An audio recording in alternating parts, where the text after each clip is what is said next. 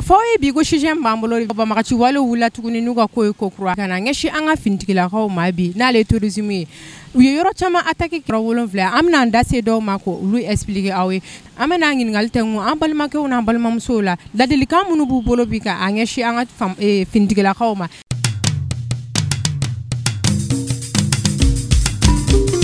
bo sisan ne yɛrɛ fɛ an kɔni jamanadenw de jamana ka hɛrɛ o de y'anw ka hɛrɛ ye ni jamana ma lafiya anw jamanadenw tɛ lafiya jamana bɛ lafiya cogo di o ye finitigilakaw de bon nu an ka dugawu bɛ olu de ye n'olu dɛsɛra dɔrɔn anw bɛ kɛ jugu sago ye bon sababu min na n'olu dɛsɛli o tɛ anw ka laɲini ala kana na n'o sababu ye o kɔni y'anw fɛ kuma ye k'a fɔ Asimu ye an ka dugawu b'u ye wa an b'u kɔ y'a faamuya o kɔfɛ an fana ye fantanw de ye an bɛ yɔrɔ min na san balo ka gɛlɛn malo bɛ fo 5000 la malo su dɔ b'a kan o fana k'u hakili to an na o yɔrɔ fan fɛ o ye ne ka kuma ye.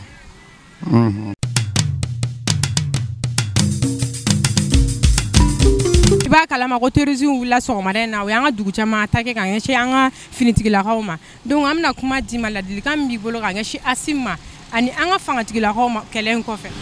Voilà madame vraiment tiɲɛ yɛrɛ la nin diyara ne ye an ka finitigibaw b'a la ka mun kɛ population yɛrɛ de kan ka wuli k'o dɛmɛ ma faamu donc an ka wuli an ka ɲɔgɔn dɛmɛ n'an kɔni ye ɲɔgɔn dɛmɛ a mana kɛ cogo cogo an bɛ se mɔgɔ ninnu na mɔgɔ si kana na dimi ma faamu donc an ka tugu Asimu kɔ quoi ya donc o kɔni ne ka kuma fɔta ye. Kuma jumɛn b'e bolo k'a di Asimu ma a kan ka précaution min ta nin kɛlɛ in kɔfɛ. Bon Asimu vraiment Asimu kɔni a kɔni hali bi a ka jilaja parce que adamaden i mana kɛ togo togo i tɛ se k'a bɛɛ kɛ population yɛrɛ de kan ka wuli ka Asimu fɛnɛ dɛmɛ vraiment n'o kɔni kɛra o bɛ diya ne ye madame. I ce ni baraji.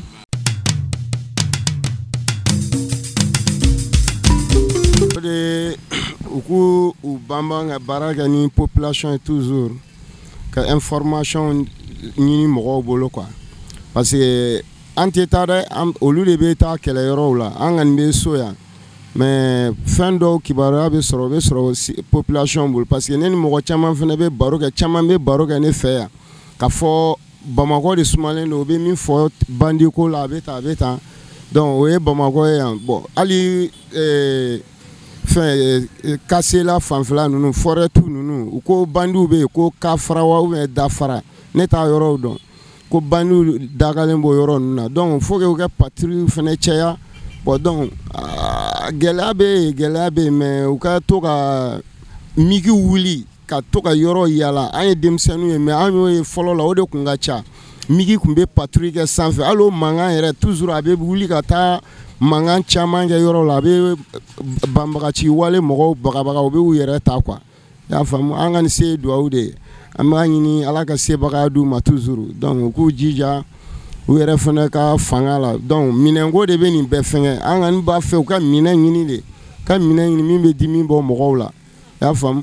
sinon an balimaw de y'o ye olu de bɛ taa kɛlɛyɔrɔ la bon saya b'a la balo b'a la donc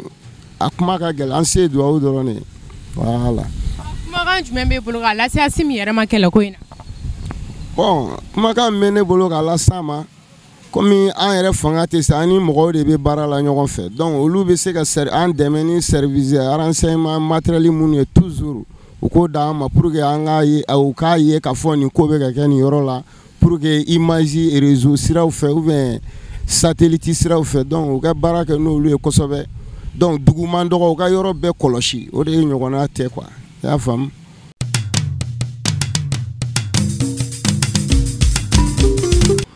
Ne b'a fɔ a diyara n ye an bɛ dugawu kɛ hali bi ala ka jamana ɲɛma jɔ ala ka se di an ka sɔrɔsiw ma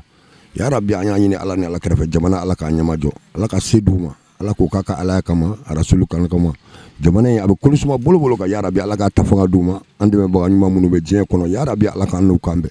ala yɛrɛ minnu y'a baara kɛbagaw yarabi ala ka sini kɛnɛya d'aw ma ala k'aw hamina ko nɔgɔya ala sago a sago foli min b'an fɛ o de ye ala ka jamana ɲɛma jɔ.